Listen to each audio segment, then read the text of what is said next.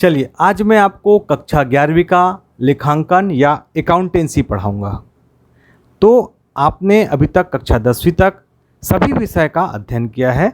जैसे आपने हिस्ट्री पढ़ा है, केमिस्ट्री पढ़ा है, फिजिक्स पढ़ा है, मैथ्स पढ़ा है, पर आपने अकाउंटेंसी नहीं पढ़ा है।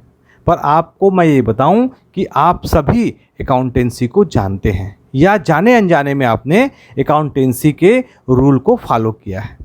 क्या होता है रूल? जैसे आप बहुत छोटे से ही आपने क्या किया, आपने दुकान में गया और कोई वस्तु क्रय किया, मतलब क्रय किया मतलब लिया, खरीदा।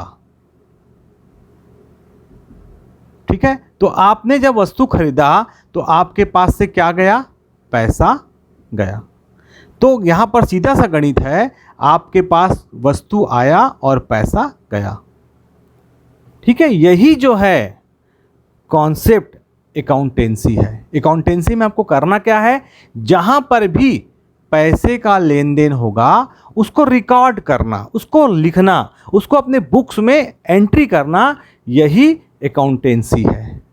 तो आपने अकाउंटेंसी तो किया है, आपने वस्तु खरीदा है, पैसा आपके पास गया है, पर आपने व्यवस्थित तरीके से अकाउंटेंसी को नहीं पढ़ा है। और आज हम आपको अकाउंटेंसी कैसे की जाएगी, उसके क्या कॉन्सेप्ट हैं, कैसे अकाउंटेंसी की जाती है, वो आपको हम डिटेल पर पढ़ाएंगे। और उन सब चीज़ों को समझाने के पहले आपको ये समझना पड़ेगा कि अकाउंटेंसी में क्या क्या जो शब्द होते हैं वो प्रयुक्त होते हैं। तो आपको आज मैं जो मेन टॉपिक है मेरा वो है लेखांकन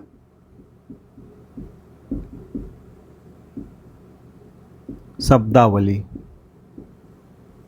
मतलब लेखांकन में जो शब्द प्रयोग किए जाते हैं उनको हम लेखांकन शब्दावली कहते हैं।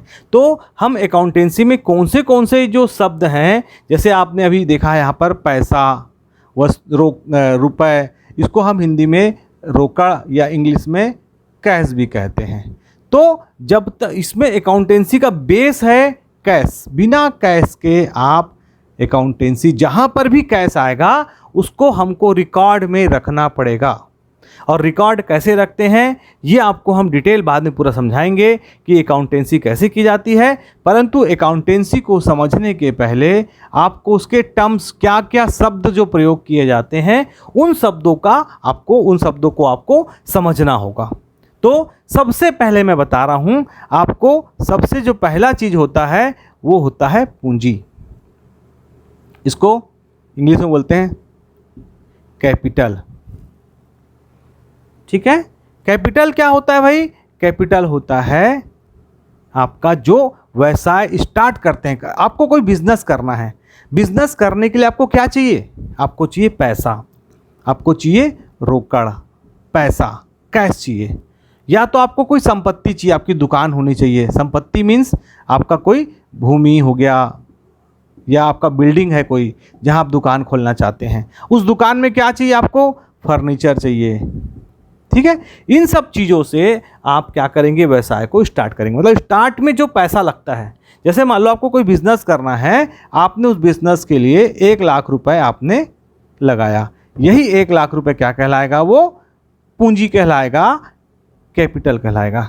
ये जो पैसा है वो आप इसको नगद के रूप में ला सकते हो। टोटल जैसे या तो आपने यहाँ से 10,000 रुपये आपने नगद ला लिया, ठीक है भाई, और आपने 50,000 का आपने क्या कर दिया? कोई दुकान ले लिया। ठीक है, यहाँ पर आपका रोकड़ हो गया। और आपने कोई यहाँ पर बाकी पैसे को आपने क्या किया? कोई जो बेचना है उसका वस्तु खरीद लिया। जो वस्तु मतलब जो आपको बेचने के लिए, इसको हम माल बोलते हैं। कोई भी सामान जो आप बेचना चाहते हैं वो। तो इस प्रकार से पूंजी क्या होती है? जो पहले बार बिजनेस स्टार्ट करने में जो पैसा लगाया जाता है वो कहलाती है पूंजी। तो इसको अगर आप परिभाषा के रूप में लिखेंगे तो जो भी संपत्ति है वो बिजनेस को स्टार्ट करने के लिए, प्रारंभ में हम जो पैसा व्यवसाय को शुरू करने के लिए जो भी पैसा लगाते हैं वो क्या कहलाता है? पूंजी कहलाता है। तो ये आपका पहला जो सबसे महत्वपूर्ण है ये हो गया। उसके बाद दूसरा इसमें आता है आहरण।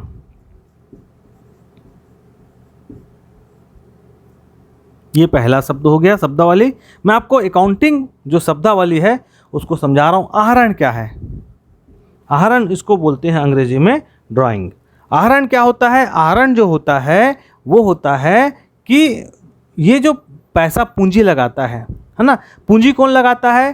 पूंजी लगाता है व्यवसाय का स्वामी। स्वामी किसको बोलते हैं? जो, जैसे मैं एक व्यक्ति हूँ, मैं बिजनेस करना चाह रहा हूँ, मैं यहाँ इसमें पैसा लगा रहा हूँ। ये मान लो पैसा एक व्यापार का स्वामी है। व्यापार का स्वामी मतलब जो भी पैसा लगाता है, ठीक है, वो स्वामी है। तो पूंजी किसकी होती है? पूंजी स्वामी की होती है। और स्वामी द्वारा जब अपने ही पैसे को निकालता है, ठीक है, वो क्या कहलाता है? स्वामी द्वारा, है ना, पूंजी का जो आहरण होता है, पूंजी, है ना, से, है ना, या पूंजी से ना करके आप करो व्यवसाय से पैसा निकालता है, उसे आहरण कहते हैं। मतलब जो भी पैसा है, जैसे वो या तो पैसा निकालता है या जो भी वस्तु निकालता है, ये दो प्रकार का होता है। व्यवसाय का स्वामी द्वारा व्यवसाय से जो भी पैसा या वस्तु, यहाँ पर वस्तु कर लीजिए, पैसा या वस्तु या माल, ये माल है, ठीक है। तो दो प्रकार का आहरण, दो प्रकार का होता है। एक होता है नगद आहरण, अगर उसने दुकान से पैसा निकाल, जैसे उसका एक व्यक्ति है, वो दुकान में अपने दुकान में बैठा हुआ है और अपने खर्च के लिए वो जो व्यवसाय से पैसा निकालता है, अपने खर्च के लिए, स्वयं के खर्च के लिए निकाला गया पैसा आहरण कहलाता है। और अगर स्वयं के उपयोग के लिए वस्तु निकालता है, वो कहलाता है आहरण। तो जैसे कि आपने अभी तक पूंजी और आहरण को समझ लिया है। अब लेखांकन शब्दावली में तीसरा जो महत्वपूर्ण चीज़ है वो है माल। माल किसको बोलते हैं? इसको इंग्लिश में बोलते हैं गुड्स। माल क्या होता है कि जो हम बेचने के लिए, जो हम जिसका क्रय विक्रय करते हैं। भाई व्यापार करोगे तो आपको कुछ ना कुछ तो बेचना पड़ेगा, तो जो क्रय विक्रय किया जाता है वही क्या कहलाता है? माल कहलाता है ना। मतलब जिस चीज का हम क्रय विक्रय करते हैं वो क्या कहलाता है? जिस चीज का क्रय विक्रय किया जाता है, जिस भी चीज का हम क्रय विक्रय करते हैं वो माल कहलाता है। तो माल क्या होता है? जैसे हम कोई भी चीज खरीदते हैं, बिना खरीदे तो हम बेचेंगे नहीं।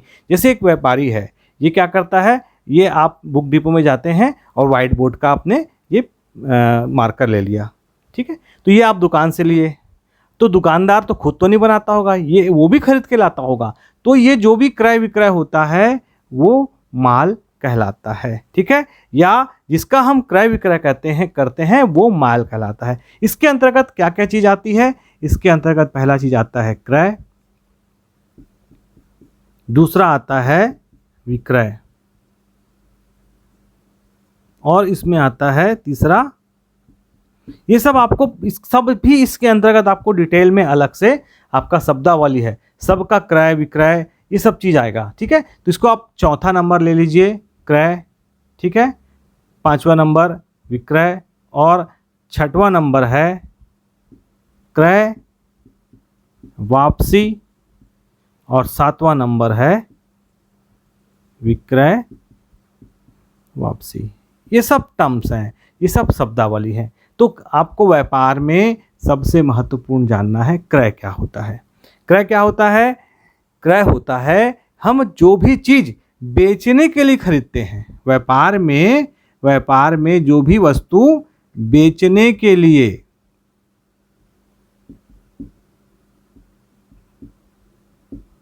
खरीदा जाता है वह क्या कहलाता है? क्रय कहलाता है।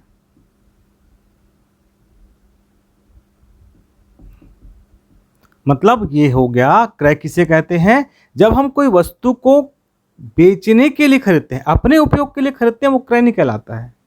हम एक व्यापारी हैं और हम भी कहीं से माल को खरीदते हैं तभी हम बेचते हैं, हम खुद नहीं बनाते हैं, हम खरीद कर लाते हैं और उसको अपना लाभ जोड़कर बेचते हैं। तो क्रय मतलब क्या होता है? हमने जो भी वस्तु कहीं से क्रय करके लाया, किस लिए लाया? बेचने के लिए, हम बेचने के लिए खरीदा गया जो भी माल है वो क्रय कहलाता है। समझ में आ गया आपको? उसके बाद दूसरा है विक्रय। विक्रय क्या होता है? हम जो भी वस्तु व्यापार में बेचते हैं, ठीक है, हम हमारे द्वारा जो बेचा जाता है, जो भी वस्तु व्यापार में बेचा जाता है, हम जिसको बेचते हैं, जो भी वस्तु हम क्या करते हैं, हम तो खरीद कर लाते हैं, उसको क्रय हो गया, और खरीद कर लाकर हम क्या करते हैं, उसको बेचते हैं। जब हम बेचते हैं तो विक्रय हो जाता है। अच्छा, क्रय भी क्या होता है? क्रय आप उसको समझिए, क्रय भी क्रय को हम दो भाग में बांटते हैं, ठीक है। कौन सा भाग होता है? एक होता है नगद क्रय और एक होता है उधार क्रय। ये क्या होता है? नगद क्रय। जब हम नगद पैसा दे करके कोई वस्तु खरीद कर लाते हैं वो नगद क्रय, मतलब हम डायरेक्ट पैसा दिए और ले आए। और हम क्या करते हैं, दूसरा हम एक प्रकार से और क्या कर सकते हैं, जैसे आपको मालूम होगा आज बहुत चीज़ उधार होता है। उधार में क्या होता है, हम उसको बाद में पैसा देते हैं, पैसा तो देना है, हम जब बाद में पैसा देते हैं वो हो जाता है उधार।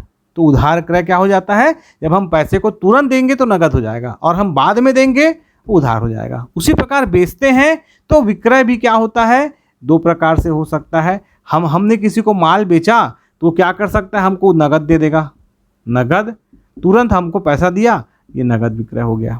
और हमको क्या बोलेगा, भैया हम आपको बाद में देंगे, कुछ दिन बाद देंगे, वो हो जाएगा उधार विक्रय। तो क्रय और विक्रय दो प्रकार से होता है। क्रय क्या होता है, हम कोई भी वस्तु बेचने के लिए खरीदते हैं वो क्रय होता है, और जब हम कोई वस्तु खरीद कर लाते हैं उसे बेचते हैं वो विक्रय कहलाता है। ये दो प्रकार का होता है, नगद क्रय और उधार क्रय, और विक्रय भी उसी प्रकार से नगद विक्रय और उधार विक्रय। ठीक है भाई, ये समझ में आ गया। अच्छा, इसमें एक और टर्म्स आता है क्रय वापसी। ये क्या होता है क्रय वापसी? जो भी वस्तु हम खरीद कर लाते हैं, ठीक है, हम कोई क्रय करते हैं तो हम खरीद कर लाते हैं। अगर हमने जो वस्तु खरीद कर लाया, खरीदा गया माल, है ना, आदेश के अनुरूप ना हो तो उसे वापस किया जाता है, तो क्रय वापसी कहलाता है। मतलब हम कोई भी वस्तु खरीद कर लाते हैं, और जैसे हमने उससे टीवी लेके आया बेचने के लिए, हमने उसको बताया था 32 इंची साइज, उसने हमको 28 इंची दे दिया, तो हमारे आदेश के अनुरूप नहीं था, तो हम क्या करेंगे, उसको वापस कर देंगे। या कोई टूट फूट वाला वस्तु आ गया, कोई डैमेज वस्तु आ गया, हम उसको बोलेंगे भैया हमारा ये वस्तु, आपका ये वस्तु खराब है, आप इसको वापस ले लीजिए। तो क्रय वापसी मतलब हम जो खरीद कर लाए थे माल बेचने के लिए, वो हमारे आदेश अनुरूप नहीं निकला, टूट फूट वाला निकला, खराब निकला, हम जब वस्तु को वापस करेंगे वो हमारा क्रय वापसी कहलाता है। क्लियर? विक्रय वापसी क्या होता है? विक्रय वापसी आप जब माल बेचते हैं और सामने वाले को जब आप माल बेचते हैं और उसका वो जो माल टूट फूट हो जाता है या खराब निकल जाता है या उसके आदेश के अनुसार नहीं होता है, तो वो जब आपको वापस करता है, हमारे पास जब वापस आता है ना, हमने क्या किया, विक्रय किया गया, विक्रय किया गया माल वापस आता है, किसी भी कारण से वापस आता है, तो क्या कहलाता है, वो विक्रय वापसी कहलाता है। इसमें डेबिट और नोट और क्रेडिट नोट लिखा जाता है। इसको मैं आपको और एक अलग से वीडियो बनाऊंगा, इसमें डेबिट नोट क्या है, क्रेडिट नोट क्या है, वो आपको पूरा डिटेल में आपको मैं बताऊंगा। इसके बाद जो महत्वपूर्ण इसमें और जो आपका टर्म्स है वो है संपत्तियां।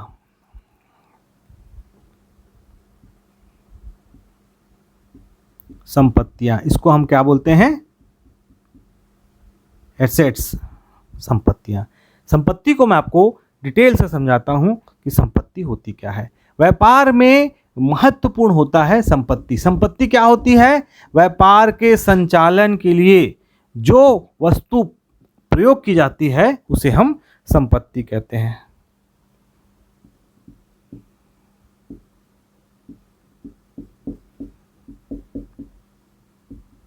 व्यापार के संचालन के लिए जो भी वस्तुएं जो है प्रयोग की जाती है या खरीद हम उसको खरीदते हैं, पर हम उसको बेचने के लिए नहीं खरीदते हैं। ठीक है भाई। तो वह पहला चीज इसमें जो महत्वपूर्ण है, व्यापार के संचालन के लिए।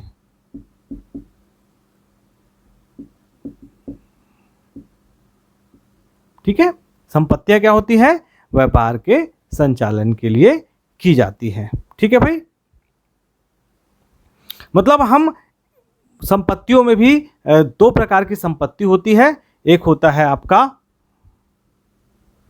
संपत्ति दो प्रकार की होती है। पहला आपका होता है चालू संपत्तियां और दूसरा होता है स्थायी संपत्तियां। चालू संपत्ति क्या होती है? चालू संपत्ति वे संपत्ति जो एक जो है हमारा लेखांकन वर्ष के लिए प्रयोग किया जाता है। चालू संपत्ति क्या होती है? एक लेखांकन वर्ष के लिए प्रयोग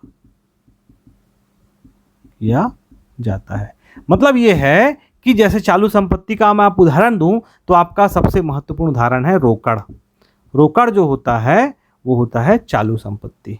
रोकड़ मतलब आपका हाथ में रोकड़ या आपके बैंक में जो रोकड़ है वो भी आपकी चालू संपत्ति होती है। आपको मैं डिटेल में और बताऊंगा। स्थायी संपत्ति क्या होती है? स्थायी संपत्ति में जैसे आपको भूमि हो गया, जो बड़ी बड़ी चीज़ें होती हैं, भवन हो गया, आपके व्यापार के संचालन के लिए जो महत्वपूर्ण होती है, मशीनें हो गए, ये सब संपत्तियां होती हैं। स्थायी संपत्ति मतलब जो स्थायी प्रवृत्ति की होती हैं। आपको जैसे यहाँ पर ये इसको एक बार आपने ले लिया तो इसको आप दोबारा नहीं बेचेंगे। ठीक है, तो ये स्थायी संपत्ति जो होती है व्यापार के संचालन के लिए महत्वपूर्ण होती है। भूमि, भवन, मशीन और बहुत सारी चीज़ आपको मैंने आपको उसको उदाहरण डिटेल में आपको मैं भी बताऊंगा। ठीक है,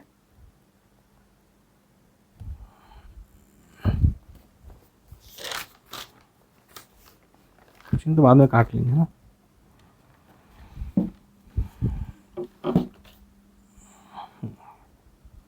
तो आपको स्थायी संपत्ति ये हो गया। स्थायी संपत्तियां भी दो प्रकार की होती हैं। पहला होता है आपका जैसे आपने देखा ये दृश्य संपत्ति और एक होता है अदृश्य संपत्ति। दृश्य संपत्ति क्या होती है? यही चीजें हैं, भूमि, भवन, मशीन जो दिखाई देती है आपको, ये दृश्य संपत्ति होती है। अदृश्य संपत्तियां क्या होती हैं? जो दिखाई नहीं देता, जैसे ख्याति, एकस्व, है ना, कॉपीराइट, इसका भी मगर वैल्यू होता है। आपको इसको मैं डिटेल में और समझाऊंगा अभी। तो सबसे पहले आप देखिए कि आपने समझा कि संपत्तियां दो प्रकार की होती हैं, चालू संपत्ति और स्थायी संपत्ति। स्थायी संपत्ति भी दो प्रकार की होती है, दृश्य संपत्ति जो दिखाई देती है और ख्याति अदृश्य संपत्ति है, एकस्व अदृश्य संपत्ति, कॉपीराइट ये संपत्ति है। कैसे संपत्ति है इसको मैं आपको और अभी डिटेल में समझाऊंगा। ठीक है,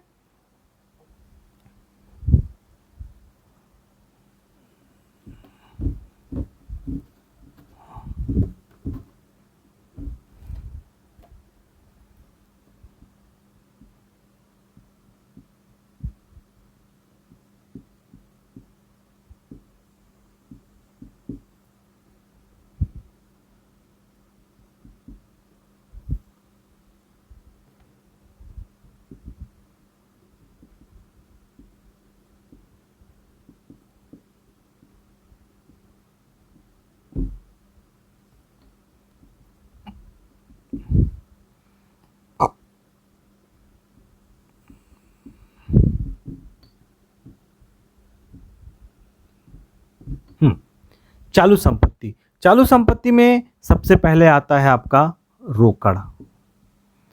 रोकड़ जो है चालू संपत्ति होती है। रोकड़ भी आपका बैंक में रोकड़ भी हो सकता है। एक तो आपके हाथ में रोकड़ होगा, आपके जो गले में रोकड़ है, हाथ में रोकड़, उसको बोलते हैं कैश इन हैंड। ठीक है, हाथ में रोकड़ आपके पास, अगर आपके दुकान में आपके गले में जब पैसा रखा है वो होता है हाथ में रोकड़। एक होता है आपका बैंक में रोकड़, आपके जो पासबुक में आपके खाते में जो पैसा है वो बैंक में रोकड़ कहलाता है। ठीक है, एक होता है आपका, दूसरा होता है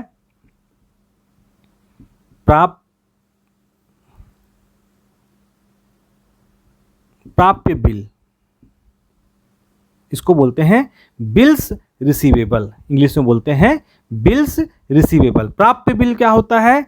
वह बिल जो आपको पैसा मिलेगा। जैसे आपने क्या किया, किसी को माल बेचा है और आपको वो पैसा बिल बना के दे दिया है, वो पैसा भी आपको प्राप्त नहीं हुआ है। ऐसा पैसा जो आपको प्राप्त होना है, आपने किसी को उधार बेचा। जैसे जनरली दुकानदारों में क्या होता है कि आपने दुकान से दुकान पैसा, आप माल बेचते हैं तो तुरंत वो आपके दुकान से सामान ले जाता है और वो बाद में आपको पैसा ला के देता है। वो शाम को या अगले दिन, नेक्स्ट दिन, जैसे भी होगा, वो बिल आपको वापस, जैसे ही आपको बिल उसको दोगे, आपको पैसा आपको दे देगा वो। तो ये हो जाता है प्राप्य बिल। उसके बाद एक होता है इसमें देनदार। ये सबसे महत्वपूर्ण है।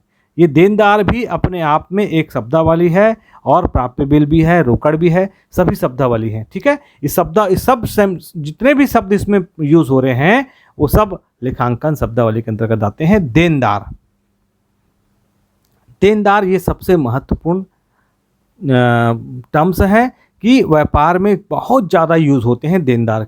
तो देनदार होता क्या है? देनदार होता है जो आप अगर मान लो किसी को उधार माल, एक व्यापारी है, आप एक व्यापारी हो और आपने उधार माल बेचा। आपने क्या किया? उधार माल बेचा और उसका पैसा अभी नहीं मिला है। तो उधार माल बेचने पर वो जब पैसा देगा, ठीक है, वो क्या कहलाएगा? देनदार कहलाएगा। उधार माल आपने बेचा है और उसको पैसा वो आपको देगा। ठीक है भाई, आपको पैसा क्या करेगा? पैसा आपको देगा। आपको जो पैसा मिलेगा, अभी मिला नहीं है, आपको पैसा मिलेगा तो आप क्या बन जाएंगे? देनदार बन जाएंगे। देनदार आपकी संपत्ति है, आपने उधार माल बेचा है और आपको पैसा मिलेगा। तो जो माल आपने बेचा है उसके एवज में जो पैसा मिलना है तो आप बन जाएंगे देनदार। जैसे आपने ए को क्या किया है? 10,000 रुपये का माल उधार बेचा है, तो क्या हो जाएगा? ए आपका देनदार बन जाएगा। आपको ये क्या करेगा? 10,000 रुपये देगा, ये आपका देनदार बन जाएगा।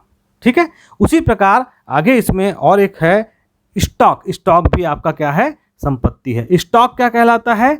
स्टॉक जो होता है आपके व्यापार में जो भी माल बचता है, जो भी आप माल खरीदते हैं बेचने के लिए, वो आपका स्टॉक है। जितना भी, जैसे आपका मान लो साइकिल का दुकान है, आपके दुकान में 100 साइकिल हैं, वो 100 साइकिल आपका क्या कहलाएगा? स्टॉक। जो आपका माल है वही आपका स्टॉक कहलाएगा। ठीक है, आपने मान लो आपने पूरे साल भर में आपने 50 साइकिल बेच दिया, तो आपका कितना बचा? 50। तो यही स्टॉक आपका, ये क्लोजिंग स्टॉक हो गया। ठीक है, तो स्टॉक 2 प्रकार का होता है। आप जब स्टार्ट, मतलब कि एक वित्तीय वर्ष होता है, इसमें 2 प्रकार के वर्ष होते हैं, आपको वैसे पता है। एक आपका कैलेंडर वर्ष होता है और एक वित्तीय वर्ष होता है। तो वित्तीय वर्ष के प्रारंभिक दिन, जो भी प्रारंभिक दिन में जो भी आपका स्टॉक होगा वो कहलाता है प्रारंभिक स्टॉक। जब से पहला दिन, जब आपका अकाउंटिंग शुरू होता है, पहला, और आपने साल भर में जितना भी खरीदा बेचा और आपके लास्ट में जो माल बचता है वो कहलाता है अंतिम स्टॉक। इस प्रकार से स्टॉक मतलब सीधा सीधा है माल, जो आपने माल बेचने के लिए आपने माल आपके दुकान में रखा है, वही आपका स्टॉक कहलाएगा। ठीक है भाई, ये हो गया। उसके बाद आपको मैं ये बता दूं, इसमें संपत्तियां जैसे मैंने आपको बताया, संपत्ति क्या होती हैं? दृश्य संपत्ति इसमें आता है भूमि, भवन, मशीनरी, प्लांट और जितने भी जो बड़ी बड़ी चीज़ें हैं, है ना, जिसको हम कई रोज हम नहीं खरीद बेच सकते। मतलब इसका एक वित्तीय वर्ष में हम क्या कर सकते हैं, एक वित्तीय वर्ष से आगे भी इसका लेखा किया जा सकता है। ठीक है, जैसे रोकड़ का एक वित्तीय वर्ष में होता है, प्राप्त बिल का एक वित्तीय वर्ष में होता है, देनदार का एक वित्तीय वर्ष में होता है, उसी प्रकार भूमि भवन मशीन का हम आगे भी लेखा कर सकते हैं। मतलब एक बार हमने भूमि लिया तो जीवन भर हमारे पूरे व्यापार में ये रहेगा। ठीक है, बाकी स्टॉक, देनदार, ये सब तो कम ज़्यादा होते रहेंगे, पर ये जो है हमारे पास हमेशा प्लांट, आप मशीन एक बार लोगे, प्लांट एक बार लोगे, मतलब ऐसी चीज़ें जो आप एक बार व्यापार के संचालन के लिए एक बार पहली बार लेते हैं और उसको हमेशा आप रखते हैं, उसको हम बेचने खरीदने के नहीं करते हैं, वह कहलाता है स्थायी संपत्तियाँ। ठीक है भाई, स्थायी संपत्ति दो प्रकार की होती है। दृश्य मतलब जो दिखाई, जैसे भूमि दिखाई देता है, भवन दिखाई देता है, मशीन दिखाई देता है, प्लांट दिखाई देता है। एक होता है अदृश्य। अदृश्य क्या होती है? ख्याति। ठीक है, या आपका होता है ट्रेडमार्क। एक होता है कॉपीराइट। इसको समझिए। ख्याति क्या होता है? ख्याति होता है गुडविल, किसी का नाम हो जाना, कोई व्यापार। जैसे रायपुर में सुमित का दुकान, कपड़े का दुकान है सुमित, आपने इसको जानते हैं सब। ठीक है, उसी प्रकार यहां पर एक रामू की कपड़े की दुकान है, आप नहीं जानते, मगर सुमित की दुकान को सब जानते हैं। इसका भी मान लो पूरा व्यापार उतना ही बड़ा है, इसका भी 10,000 स्क्वायर फीट में दुकान है, इसका भी 10,000 स्क्वायर फीट में दुकान है, फिर भी सुमित का जब दुकान बिकेगा उसको मान लो 10 लाख में बिकेगा, और यही रामू का दुकान बिकेगा वो 8 लाख में बिकेगा। तो ये 2 लाख का जो अंतर है, ये सुमित का जो नाम है, इसकी जो ख्याति है, उस ख्याति के कारण जो 2 लाख रुपए अतिरिक्त उसको लाभ मिलता है बेचने पर, वो ख्याति कहलाता है। ट्रेडमार्क क्या होता है? ट्रेडमार्क एक प्रकार का आपका बिजनेस का सिंबल होता है, जिसके कारण भी बहुत सारे लोग खरीदते हैं। जैसे आपने देखा होगा कि आईएसआई मार्क के आप कुछ चीज़ों को तुरंत बिक जाता है, तो एक प्रकार का ट्रेडमार्क है। कॉपीराइट भी ऐसी होता है कि इसका कॉपीराइट बना होता है, उसको कोई और नहीं ले सकता, वही यूज़ कर सकता है। तो ये एक प्रकार का, ये इसका अतिरिक्त पैसा आपको, ट्रेडमार्क का अतिरिक्त पैसा मिलता है, कॉपीराइट का अतिरिक्त पैसा मिलता है। मतलब कि ऐसे अतिरिक्त पैसे जिसका हम केवल नाम के कारण मिलता है, हमको दिखाई नहीं देता। ख्याति आपको दिखाई देता है क्या?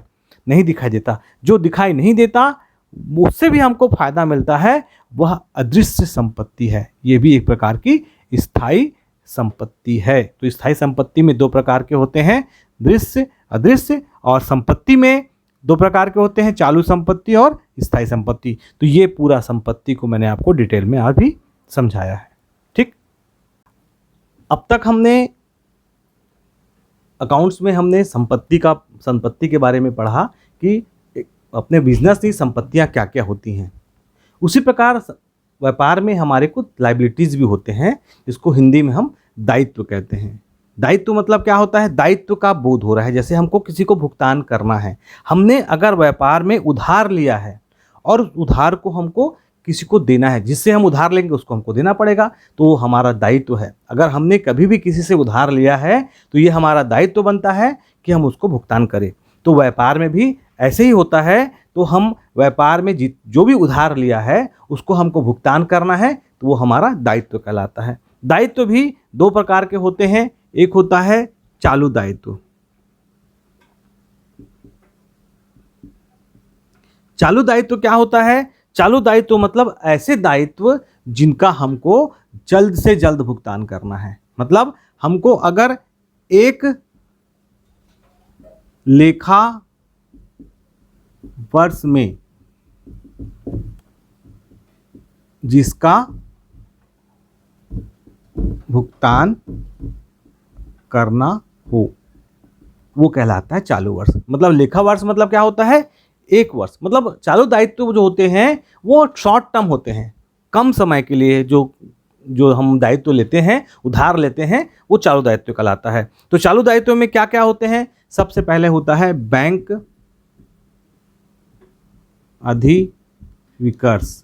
ये क्या होता है? Bank overdraft. आपने सुना होगा बैंक ओवरड्राफ्ट। बैंक हमको एक ऐसा सिस्टम देती है कि जैसे हमारे खाते में 10,000 रुपये है और हमको आज ये हमारे अकाउंट में 10,000 रुपये पैसा हुआ है, आज हमको किसी को भुगतान करना है 20,000 रुपये, तो हम क्या कर सकते हैं? बैंक से 10,000 रुपये और उधार ले सकते हैं। तो इसका एक लिमिट होता है 50,000 या बड़े बड़े व्यापारी का 1 करोड़ 2 करोड़ तक भी होता है। तो जैसे हमने 10,000 उधार लिया और हम उसको भुगतान तो कर दिए, तो हमने उधार कितना लिया, क्योंकि हमारे अकाउंट में पहले से 10,000 था, हमने 10 उधार लिया। 10,000 मान लो हमने 1 माह के लिए लिया और हमारे अकाउंट में फिर से पैसा आ गया, तो ये पैसा उसमें क्या करेगा, बैंक अपना काट लेगा और हमारा ये 1 महीने का ब्याज उसको हमको देना पड़ेगा। मतलब हमने केवल कम टाइम के लिए, निश्चित समय के लिए, एक बहुत ही कम समय के लिए जब हम बैंक से उधार लेते हैं, वो बैंक ओवरड्राफ्ट होता है। और बैंक ओवरड्राफ्ट जो होता है, व्यापारियों को अलग से एक सुविधा प्रोवाइड की जाती है, जिसका हम डिटेल में और अध्ययन करेंगे। उसके बाद सबसे इसमें महत्वपूर्ण होता है लेनदार। ये एक अलग से भी है, आपको देनदार और लेनदार को मैं डिटेल में और बताऊंगा। लेनदार क्या होता है, अगर हमने किसी व्यापारी से उधार लिया है, हमने किसी व्यापारी से उधार लिया है और हमको उसको भुगतान करना है, तो वो हमारा लेनदार होगा, मतलब हमको उसको देना पड़ेगा। तो लेनदार क्या होता है, एक प्रकार का दायित्व है। जिस व्यापारी से हमने उधार लिया है, उधार लेने पर हम क्या बन जाते हैं, हम लेनदार कहलाते हैं। हमने अगर उधार लिया है और हमको जिसको भुगतान करना है वो हमारा लेनदार होगा, हमसे वो लेगा। ठीक है, उसी प्रकार होता है देय बिल। देय बिल क्या होता है, ऐसा बिल जिसका हमको भविष्य में, निकट भविष्य में भुगतान करना है। कुछ हमने खर्च सामान लिया है और उसका बिल हमारे पास, हमने उस व्यापारी ने हमको दिया है और हमको उसको भुगतान करना है। तो ये भी देय बिल जो होता है बहुत शॉर्ट टर्म के लिए होता है, कम समय के लिए होता है। इसकी भी 1 लेखा वर्ष इसका भी रहता है। उसमें हमको जिस व्यापारी से हमने लिया है उसका हमको भुगतान करना पड़ेगा, वो हमारा, हम उसको देय बिल कहते हैं। मतलब जिस बिल का हमको भुगतान करना है निकट भविष्य में, वो देय बिल कहलाता है। उसी प्रकार होता है अदत्त व्यय। अदत्त व्यय क्या होता है, ऐसा व्यय जिसका हमको निकट भविष्य में भुगतान करना है। मतलब उस व्यक्ति ने, जैसे हमारे किसी कर्मचारी ने 1 माह काम कर लिया, 1 माह हमारे यहाँ फर्म में हमने क्या किया, उसने काम कर लिया, पर हमने अभी 1 माह का उसका सैलरी नहीं दिया। जैसे उसने 1 तारीख को यहाँ पर ज्वाइन कर लिया और 30 तारीख तक उसका हमको भुगतान करना है, पर आज डेट हो गया 5 तारीख और हम 1 तारीख से 30 तारीख का उसका भुगतान करते हैं। 1 तारीख को भुगतान करना होता है, पर आज हो गया 5 तारीख और हमने उसका भुगतान नहीं किया, तो मतलब हमारा दायित्व तो हो गया है कि उसको हम भुगतान करें, क्योंकि उसने 1 माह पूरा हमारे यहाँ ऑफिस में या हमारे फर्म में वो काम किया है। तो हमारा दायित्व है, अदत्त व्यय क्या है, दायित्व है जो ऐसा व्यय जो उसने कर चुका है पर हमने उसको भुगतान नहीं किया है, जो हमको भुगतान करना है, तो कहलाता है अदत्त व्यय। दीर्घकालीन दायित्व। दीर्घकालीन दायित्व क्या होते हैं, ऐसे दायित्व जिनका हमको भुगतान 1 वित्तीय वर्ष, 1 जो लेखा वर्ष से अधिक में करना है। मतलब इसका भुगतान 1 लेखा वर्ष से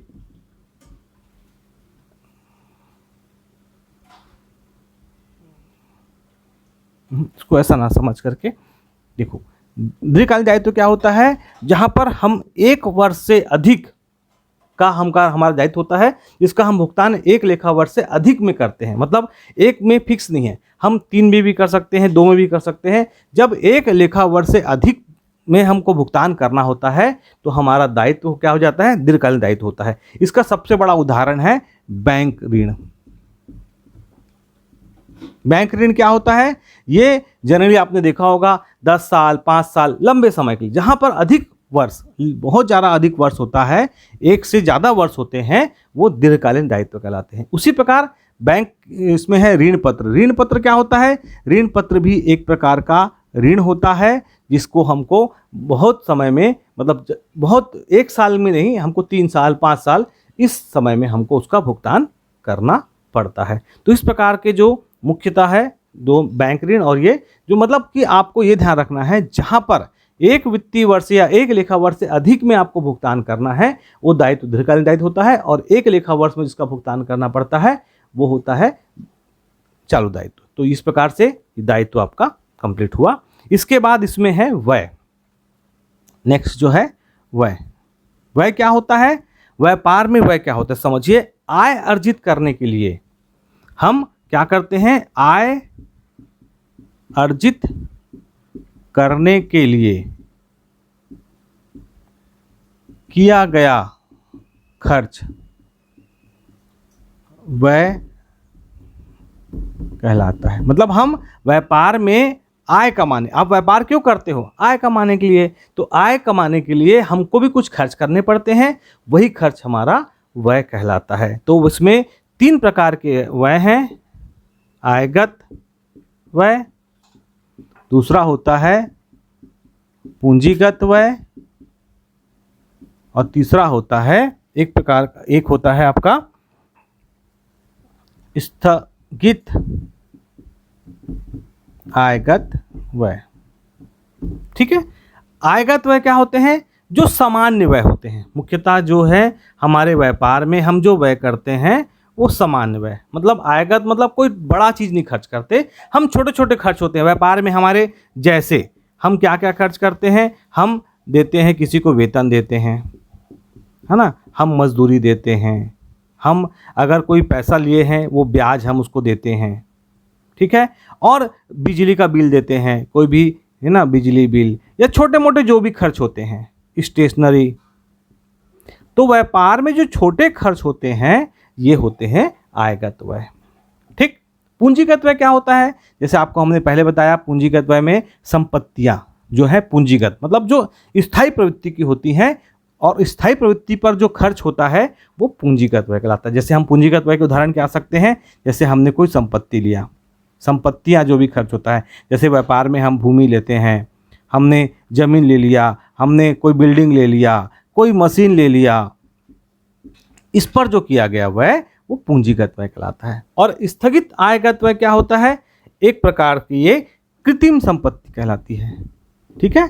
कृत्रिम संपत्तियां कहलाती है। जैसे हम विज्ञापन, अगर हमने विज्ञापन पर खर्च किया, तो बड़ी बड़ी जो कंपनियां होती है विज्ञापन पर लाखों रुपए खर्च करती है, 10 लाख, 15 लाख, 20 लाख, इस प्रकार से खर्च होती है। और इसका जो फायदा मिलता है एक वित्तीय वर्ष में नहीं मिलता, ये कई सारे वर्ष में। एक बार हम विज्ञापन करते हैं तो हमारा जीवन भर उस विज्ञापन का प्रभाव पड़ता है और हमारा व्यापार चलने लगता है। तो इस प्रकार के जो व्यय होते हैं स्थगित आयगत, मतलब हम एक वित्तीय वर्ष में तो करते हैं पर उसका फायदा हमें बहुत वित्तीय वर्ष में मिलता है।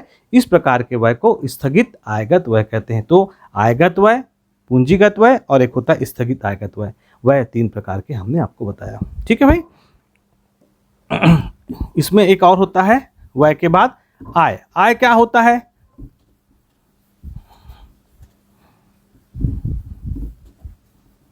एक होता है आगम। पहले आप आगम को समझिए। आगम मतलब प्राप्तियां, प्राप्त, हमको जो प्राप्त होता है व्यापार में, जो भी हमारे पास पैसा आता है उसको आगम कहते हैं। ठीक है। व्यापार में जो भी पैसा या रुपया है ना आता है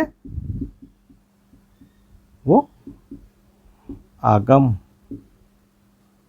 इसको आगम भी कहते हैं, आगत भी कहते हैं। आगम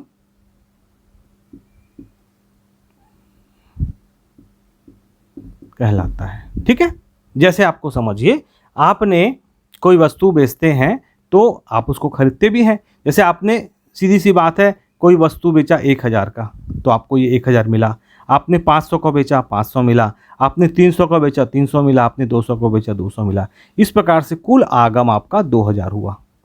पर ये आगम जो है ये टोटल है, ये प्रॉफिट नहीं है। आपने उस वस्तु को किसी को 800 में लिया होगा तब आपने 1000 में बेचा, आपने 400 में लिया होगा तब आपने 500 बेचा, आपने 200 में लिया होगा तब आपने 300 में बेचा, और आपने 100 में लिया होगा तो आपने ये। तो ये एक्चुअल में जो प्रॉफिट नहीं है, ये टोटल आपका जो भी व्यापार में पैसा हमको प्राप्त होता है, व्यापार में हम जब बेचते हैं हमको टोटल जो पैसा मिलता है वो हमारा आगम कहलाता है। ठीक है। इसी प्रकार इसमें होता है लाभ या आय। लाभ या आय, ये क्या होता है?